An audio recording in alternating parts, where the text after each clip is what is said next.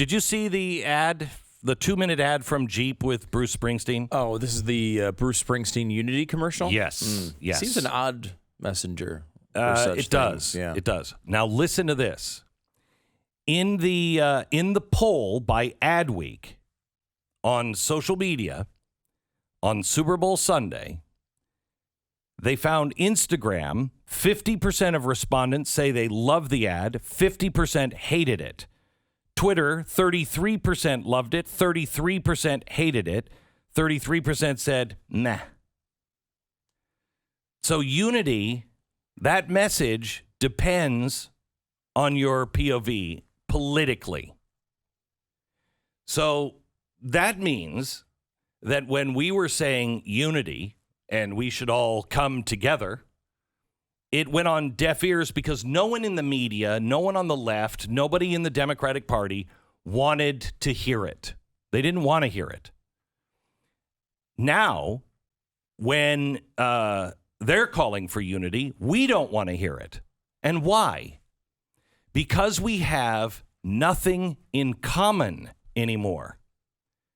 What do we have in common? Research will show that we don't even buy the same packaged food anymore. We can go to the grocery store, and now algorithms can tell if you're a conservative or a liberal based on the products you buy in the same grocery store. What's up with that? How is that possible? We are so different fundamentally now. See, America used to be a melting pot. But what did we melt into? We melted into a society that said, I don't care what you do, man. I don't care. Just don't tell me what to do. We didn't even have marriage license. We didn't have a marriage license until the progressives. The progressives wanted to make sure that we weren't breeding defectives and that we weren't having interracial marriages. So the progressives put in the marriage license to control the population. And so instead of having the argument that there should be no marriage license that comes from the state has no place deciding that. We instead decided to have a religious argument, which we wouldn't have done that when it came to the government before. Remember, our founders went from courtroom to courtroom to courtroom after the Revolutionary War to defend people's right to not have to believe what the rest of the community believed. We were a melting pot of people that came here because we've been screwed by governments elsewhere. And we saw this as a place, hey, man, they'll leave you alone. They'll let you do your own thing. Well, we don't. I mean, you can't build a house the way you want to build a house. You can't do the things you want to do. Do you know that Houston is the only major city without any kind of zoning? Every large city has been convinced by progressives that you have to have zoning. Otherwise, they're going to build a McDonald's in your neighborhood. And I mean right next to your house. Well, you know what? It doesn't happen in Houston. Why? Because people figure it out. People at McDonald's say, this is a really nice neighborhood. They're not going to want one here. It'll be more convenient if it's over here, and I'll do better business. But now everything is controlled. And yet we're still, and this is disappearing quickly. I'll tell you about what France just said. This is disappearing quickly, but we still are one of the best in the world. But that's gone. Unless we can come back together and say, look, you live your life, I'll live my life. And we'll get along. We're fine. I'm not going to force you to believe something, force you to do something. Like, I don't really care if there are Marxists here. I really don't. I don't care if they're people that believe in critical race theory. I don't. I would never shut them down publishing a book. They have a right to do it. And if they can make the case, but see, here's the problem. I'm no longer being allowed to make the case on the other side. Educational institutions will not allow me to go in and teach, if I were qualified, and I believe I am, to teach against progressivism or whatever. I'm canceled. And so it's a one-way street. And so it has become unify under these ideas or get out. Well, in America, we unify on these ideas that we hold self-evident, that all men are created equal, endowed by their Creator with certain inalienable rights, among them life, liberty, and the pursuit of happiness. And that governments are instituted among men to protect those rights. That's what we used to agree on. We used to agree on the Bill of Rights. You can't come into my house and just take stuff. You can't come in and search my papers. You can't do that. You can't deny me work because of my color, my creed. You can't do it. Well, now we can. And the people who are doing that and reversing those laws are calling for unity. Well, I call for unity as well. There needs to be unity in our land. But it cannot be blind or senseless or irresponsible unity. It's not a unity for the sake of unity.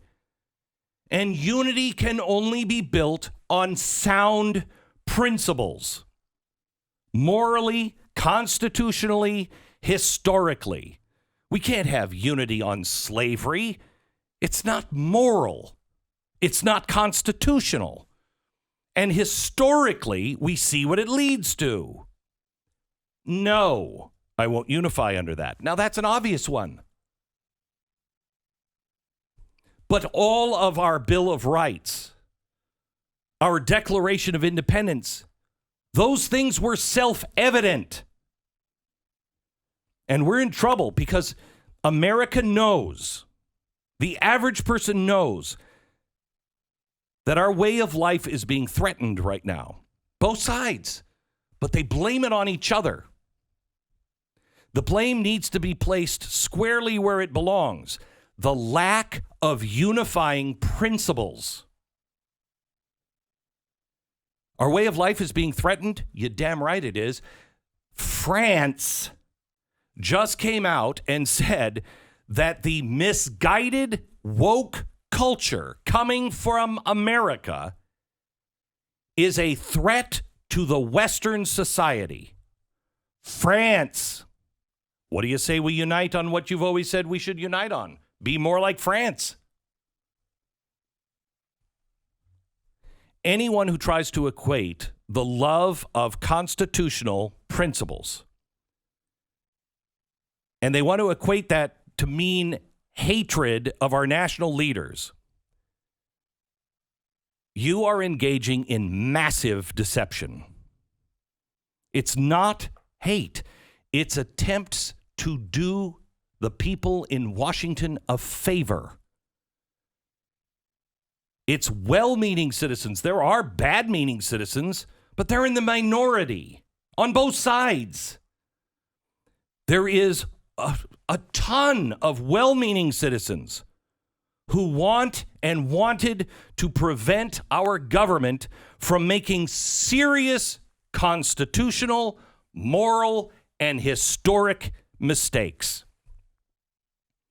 So the opposition that we have based on those things is rooted in love and respect, not hate.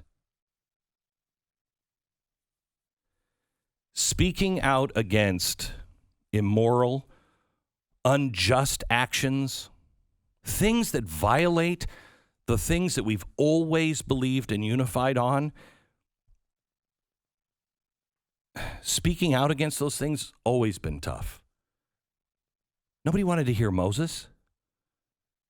All of the apostles were killed. stoned to death, crucified, persecuted. Some of them burned alive. Why? Because no one wants to hear the truth when it really matters. But our guts tell us the truth. And those who are watchmen on the towers, and that would be you, you are required to speak up. I'm sorry. I can't be silent. I can't be.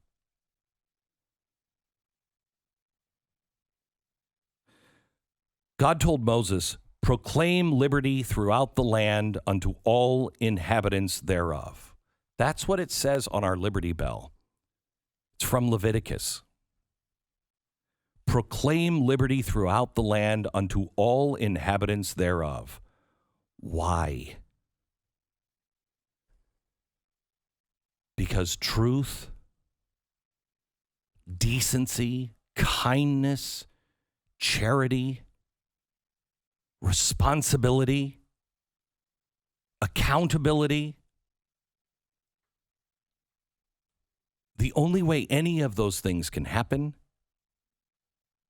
is when people are unified on freedom.